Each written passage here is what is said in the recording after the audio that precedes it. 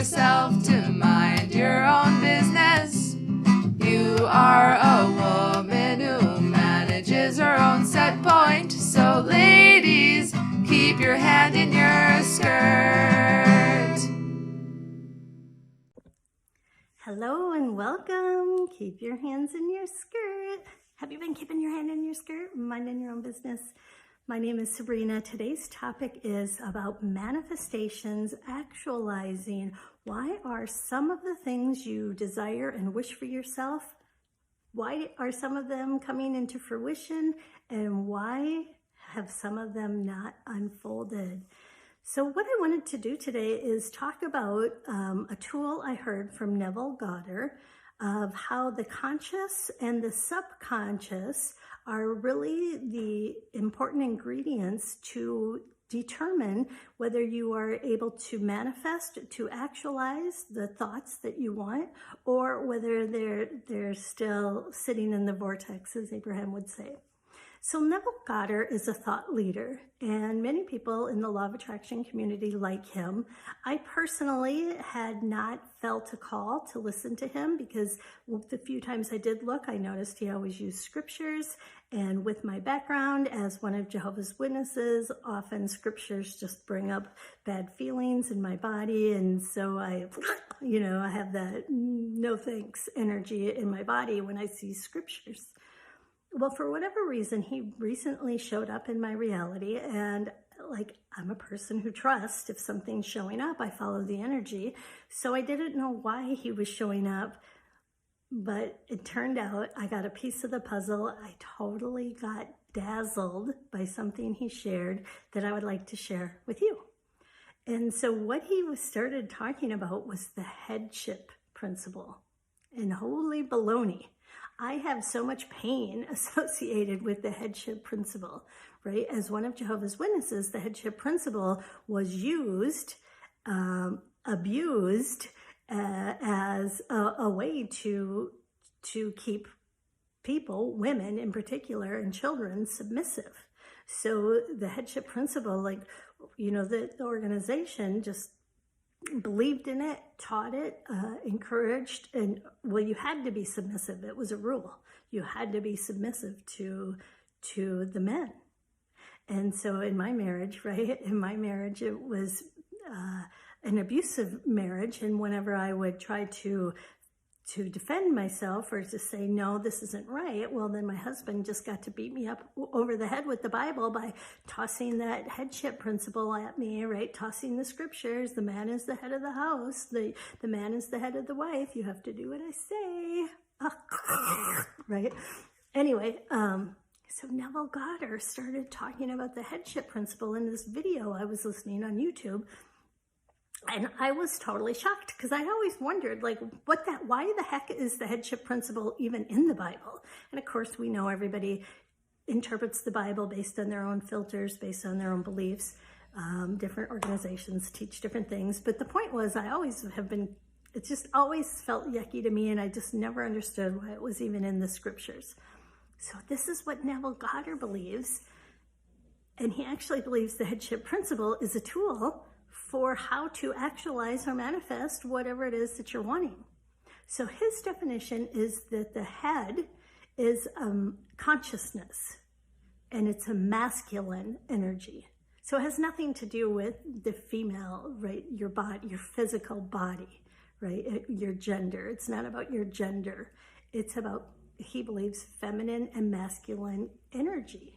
So he believes your consciousness, he believes everyone's consciousness is a masculine energy. It's a mental energy. It's the thoughts, right? It's mental. It's the head because it's on the, it's the outside, right? It's the outside. The first thing that gets introduced, you have a thought, you have an idea, you have a plan, you have a wish, whatever. It's the first stage is coming from a masculine energy. Well, then that's the consciousness, he believes. And then the inside energy, the fuel, the force, the power to make the thought turn into a thing happens through the subconscious, which he believes is a feminine energy. So again, everybody's got these energies regardless of your gender. It's not a gender conversation. It's an energy, right? It's feminine and masculine energy. It's consciousness and subconsciousness. And so he explains that just because you have a thought, if the subconscious doesn't agree with the thought or doesn't say yes to the thought, you will not manifest it. You will not be actualizing the thought if the subconsciousness has not said yes. So the subconscious, according to Neville Goddard, really is the power, really is the veto, yes or no, really is the determining factor whether something has shown up or it hasn't not shown up. And so he believes that the masculine energy, the thought energy, needs to woo or needs to, so he believes like they're in like the feminine energy, the subconsciousness is his lover. That's your lover. And so you got to get your lover to say yes. You got to get your lover to get on board, because once she gets on board, she's the power to make it happen. And what a fantastic symbolism, right? Because we know like the feminine energy is creator energy. Women, right? Like women, the feminine, right? That's our creative side. That's how we birth things. We birth ideas, we birth babies. Like it's that feminine energy.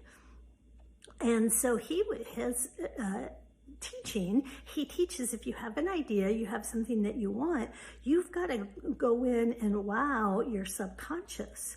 And so he believes you do that through the power of the imagination. So that's why he wants you to visualize this thing as if it's already happened, because you're trying to paint the picture for the subconscious to get on board.